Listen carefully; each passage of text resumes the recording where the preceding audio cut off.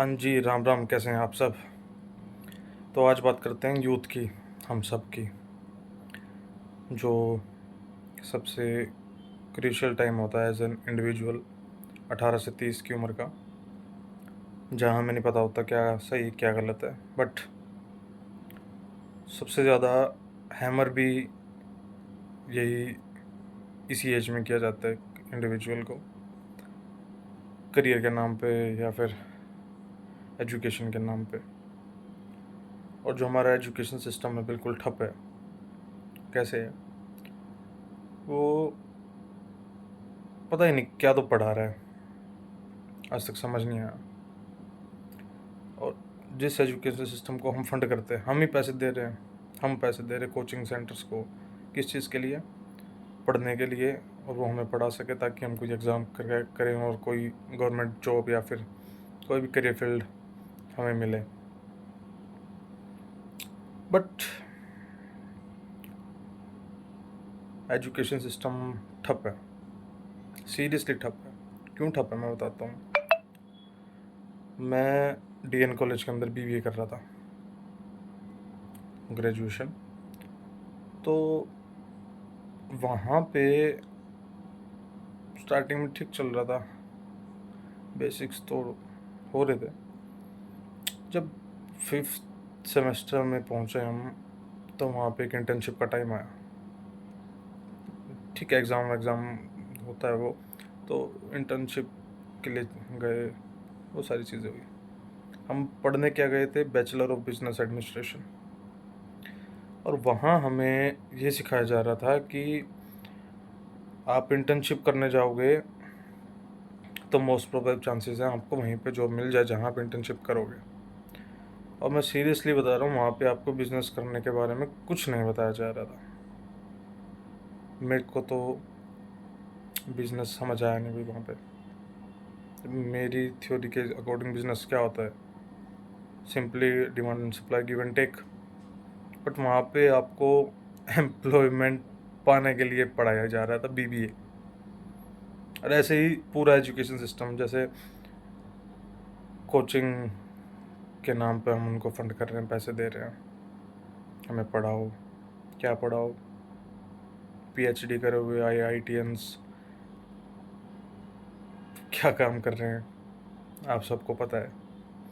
और एक फैक्ट जो सामने हम सब देखते हैं, मतलब इंडिया का सबसे बड़ा एग्ज़ाम है यूपीएससी। और यूपीएससी तकरीबन 800 से 1000 सीटें आती हैं साल भर में, और 8 लाख से ज़्यादा लोग अप्लाई करते हैं, जिसके अंदर आईआईटीएंस, पीएचडी, बीटेक ग्रेजुएट बहुत सारे लोग होते हैं।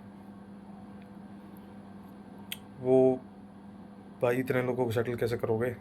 कहाँ करोगे? तो क्रिएशन की तरफ ध्यान नहीं है हमारा, स्ट्रक्चरिंग बहुत वीक है। और एक्चुअल में सिस्टम के अंदर, एजुकेशन सिस्टम के अंदर, स्कूल्स के अंदर, कॉलेजेस के अंदर वो चीज़ भी नहीं सिखाई जा रही जो एक्चुअल में लाइफ में काम आए। क्या जो पाना ही सब कुछ होता है क्या? बहुत सारे मल्टीपल चीज़ें हो सकती है ना। तो भाई क्या ही होगा। और जो यूथ जिस हिसाब से परेशान है, सुसाइड क्यों करते हैं लोग, पहले नहीं समझ आता था, अब समझ आने लगा कि सुसाइड क्यों करते हैं। अब घर वालों की उम्मीद है कि पैसे लगाते हैं हम, कुछ करेगा। बट सिस्टम की कमी किसी को नहीं दिखाई देती, और वो उम्मीदों का जो बोझ हो जाता है, उसके चक्कर में हम सब ने अपनी ज़िंदगी में रख रखी है। इतना बोझ लेके जाओगे कहाँ पे? करना क्या बोझ लेके? तो बहुत सारी चीज़ें बदलने की ज़रूरत है। और हाल फिलहाल सिस्टम में जो चल रहा है, जो हो रहा है, अमीर और अमीर होता जा रहा है, गरीब और गरीब होता जा रहा है। मिडिल क्लास को कुछ पता नहीं है, मिडिल क्लास भ्रम में जी रहा है, उधर जाए या उधर जाए। ऊपर जाने की कोशिश करते हैं तो टांग पकड़ के नीचे खींच लिया जाता है, नीचे जाने की कोशिश, नीचे जाके काम करते हैं तो आपको ये कहा जाएगा ये अब ये क्या करने लगा है, ये करने के लिए तो आपकी ज़िंदगी नरक कैसे है, क्योंकि आपके काम को वैलिडेशन नहीं मिलता, और ये वैलिडेशन के चक्कर में ही ज़िंदगी नरक हो रखी है। तो वो काम करने की कोशिश कर लो जिसमें आपको सेटिस्फेक्शन मिले। पैसे वैसे तो वैल्यू सिस्टम है सारा, कि आप क्या वैल्यू क्रिएट कर रहे हो। इट्स ऑल अबाउट क्रिएशन, और क्रिएशन के मामले में हम ज़ीरो हैं, क्योंकि ज़ीरो हमने दिया है। टेक्नोलॉजी में कहीं ना कहीं अपग्रेड हुए, मेक इन इंडिया कहीं ना कहीं अपग्रेड हुआ, बट वो किस लेवल पे, डिफेंस और इन सारी चीज़ों के लेवल पे। ग्राउंड लेवल पे क्या क्रिएट कर रहे हैं हम, क्या, कोई जवाब नहीं है हमारे पास।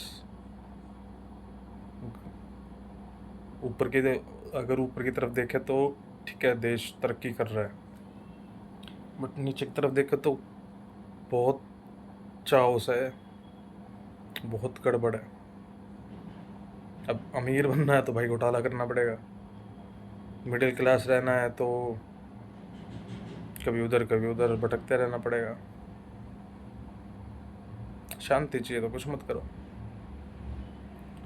बट ये हो क्या रहा है भाई, ये सोसाइटी जो है ऐसे वर्क करती है क्या? ये वर्क एथिक होना चाहिए कि सोसाइटी का। बहुत बड़े बड़े शहरों के अंदर घुट रहे हैं लोग, वहाँ पे हो सकता है एम्प्लॉयमेंट जनरेशन हो, एम्प्लॉयमेंट हो, कॉरपोरेट्स के अंदर हो, बट एनवायरनमेंट क्या बना रखा है हमने वहाँ पे।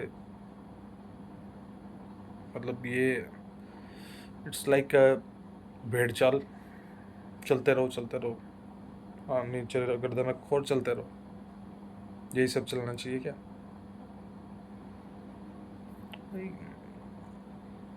लाइफ का एथिक क्या होना चाहिए यार?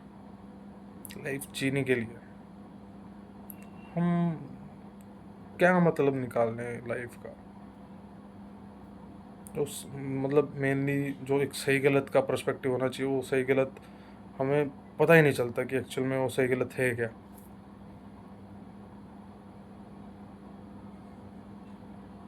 बट फिर भी लगे रहते हैं।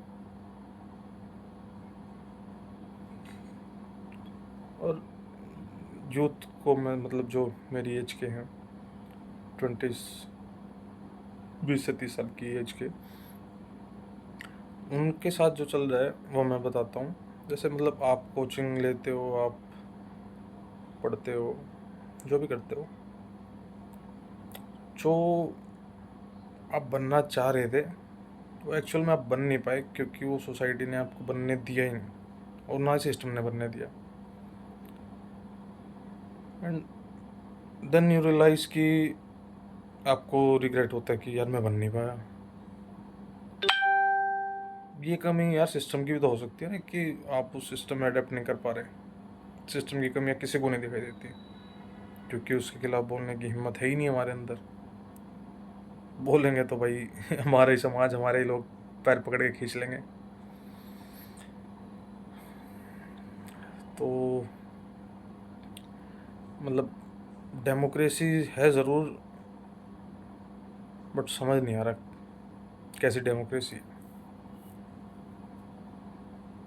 बहुत चीज़ें ठीक करने की ज़रूरत है, और ठीक भी होंगी कैसे, तो ठीक हो भी सकती हैं, नहीं भी हो सकती, ये भी नहीं पता। ऊपर जो बैठे हैं पॉलिटिशियंस, वो अपना स्ट्रगल करके पैसे इकट्ठे करके वो जैसे तैसे करके वो भी वहाँ पहुँचे हैं, राजा बने, वो उन्होंने अपनी स्ट्रगल लड़ी है।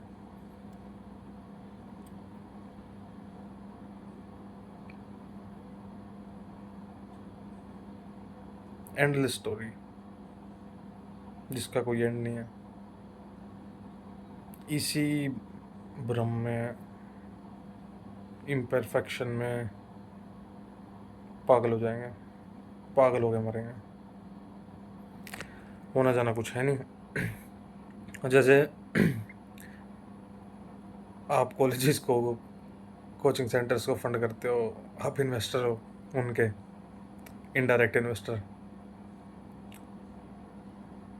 और कुछ कर नहीं पाते हो। अगर उस उसी चीज़ को हम एक मतलब एक डायरेक्शन, खुद की डायरेक्शन रेडी करें, क्रिएशन की तरफ ध्यान दें, बहुत सारी चीज़ क्रिएट करी जा सकती हैं और उसको बढ़ाया भी जा सकता है ह्यूमन वेलबींग के अकॉर्डिंग अगर देखें तो। बट दिखावे के नाम पे कॉरपोरेट में भाग रहे हैं कि हाँ इतनी बड़ी फर्म में काम कर रहे हैं, दिखावे के नाम पे सरकारी नौकरी के पीछे भाग रहे हैं। एक्चुअल में जो चीज़ करनी चाहिए वो तो कर लो। हम पैदा किस लिए हुए हैं?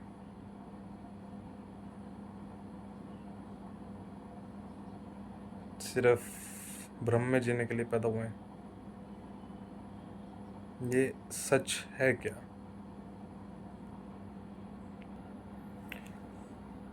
हम लोगों ने खुद की ज़िंदगी एक्चुअल में ही नरक बना रखी है। हमें क्या ही करना चाहिए, क्या नहीं करना चाहिए, और एक्चुअल में देखा जाए तो सही गलत के चक्कर में पड़ोगे, कुछ नहीं कर पाओगे, सच में कुछ नहीं कर पाओगे।